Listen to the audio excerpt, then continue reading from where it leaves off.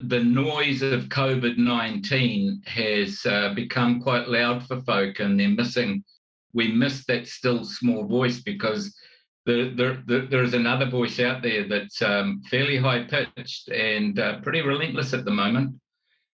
So we need to be aware of that. That's absolutely right. We need to be aware that his voice hasn't gone. Yeah. We just need to seek him out, like we always have needed to do, is to seek him out, because he promises to be available to us. And he doesn't break his promise. Earlier this morning, as I was rushing around trying to find this file and that folder and everything, and God's just saying, yeah, do you want us to just sit down and read your Bible for an hour? I'm going, no, I haven't got time, you know. A lot of people don't realize what something like this, the effect that this has on us, because we think we're coping okay, and at times it builds up and it builds up, and it's like we're layering and layering more things into our psyche.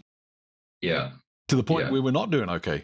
I was traveling to Cambridge a couple of years ago now, maybe not quite a couple of years ago, to see a couple of clients, and from where I am here to Cambridge is just under half an hour. And so there's a little bit of time to mull things over. And I was in the car by myself, mulling things over. And I can get a bit of head of steam up in my head when I've got a bit of time on my hands. And I was getting a bit of steam up in my head, thinking about this virus that was coming into our country. It had come, but it wasn't much yet.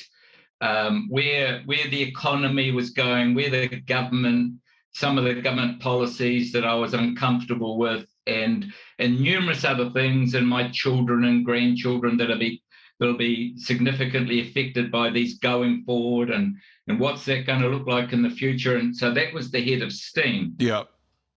And I got surprised to hear God into the conversation.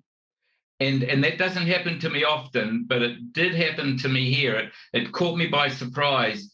And he entered the conversation, and I sensed him say to me that, Alan, your ranting and your raving haven't finally got my attention, so now I'll go do something. Thank you very much. He said, I'm fully aware of the big picture, Alan. The issues are not the issue. I am. Yep. And when he said I am, he meant, and I knew it, and it touched me quite deeply. It was a profound I am, that he's the I am of the burning bush. He's the Almighty. And so he just went on to say that your role is to do what you're called to do. You leave the big picture to me. Yeah. The big picture is my deal.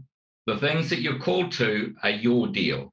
So you go do the things you're called to. And I sensed him mean by that, he's with me in those things. So, Alan, focus on what you're called to do and leave the other stuff to me.